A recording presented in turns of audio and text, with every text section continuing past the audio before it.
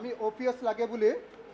LOPৰ নেতৃত্বত আমাৰ দেৱত শইকীয়া ডাঙৰীয়াৰ নেতৃত্বত আমি তিনিটা দলে আজি সদন ত্যাগ কৰিছোঁ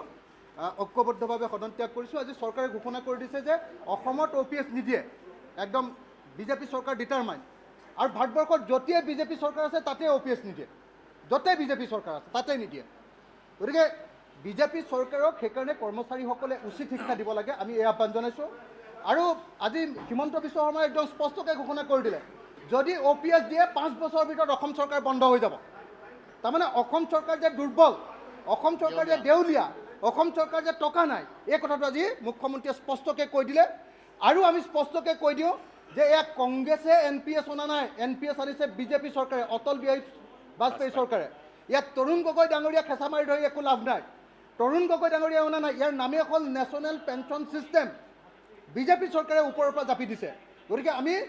NPS বাতিল কৰি OPS আনিবৰ কাৰণে দাবী উত্থাপন কৰিলোঁ আমি OPS লাগে বুলি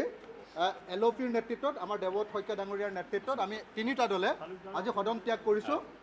ঐক্যবদ্ধভাৱে সদন ত্যাগ কৰিছোঁ আজি চৰকাৰে ঘোষণা কৰি দিছে যে অসমত OPS নিদিয়ে একদম বিজেপি চৰকাৰ ডিটাৰমাইন আৰু ভাৰতবৰ্ষত য'তেই বিজেপি চৰকাৰ আছে তাতে OPS নিদিয়ে য'তেই বিজেপি চৰকাৰ আছে তাতে নিদিয়ে গতিকে বিজেপি চৰকাৰক সেইকাৰণে কৰ্মচাৰীসকলে উচিত শিক্ষা দিব লাগে আমি এই আহ্বান জনাইছোঁ আৰু আজি হিমন্ত বিশ্ব শৰ্মাই একদম স্পষ্টকৈ ঘোষণা কৰি দিলে যদি OPS দিয়ে 5 বছৰৰ ভিতৰত অসম চৰকাৰ বন্ধ হৈ যাব তাৰমানে অসম চৰকাৰ যে দুৰ্বল অসম চৰকাৰ যে দেউলীয়া অসম চৰকাৰ যে টকা নাই এই কথাটো আজি মুখ্যমন্ত্ৰীয়ে স্পষ্টকৈ কৈ দিলে আৰু আমি স্পষ্টকৈ কৈ দিওঁ যে এয়া কংগ্ৰেছে NPS অনা নাই NPS আনিছে বিজেপি চৰকাৰে অটল বিহাৰী বাজপেয়ী চৰকাৰে ইয়াত তৰুণ গগৈ ডাঙৰীয়া খেঁচা মাৰি ধৰি একো লাভ নাই তৰুণ গগৈ ডাঙৰীয়া অনা নাই ইয়াৰ নামেই হ'ল নেশ্যনেল পেঞ্চন ছিষ্টেম বিজেপি চৰকাৰে ওপৰৰ পৰা জাপি দিছে গতিকে আমি NPS বাতিল কৰি OPS আনিবৰ কাৰণে দাবী উত্থাপন কৰিলোঁ